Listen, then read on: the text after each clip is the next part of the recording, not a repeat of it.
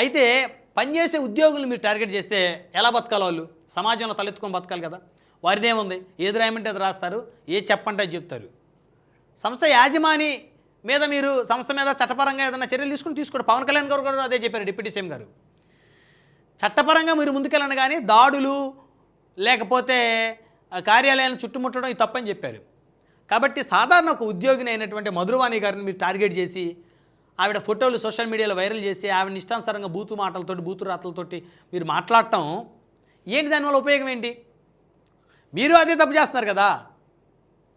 So కాబట్టి ఆ సంస్థ యాజమాని చేసిన పొరపాటు కానీ లేకపోతే ఆ యాజమానికి కింద ఉండేటువంటి హై లెవెల్ ఎంప్లాయీస్ ఎవరైతే ఉంటారో వాళ్ళు చేసినటువంటి తప్పిదానికి కానీ వాళ్ళే బాధ్యత వహిస్తారు. కానీ వాయిస్ ఓవర్ ఇచ్చినటువంటి ఎంప్లాయీ ఎవరైతే ఉన్నారో మధురవాణి గారు, వారు బాధ్యత వహించరు.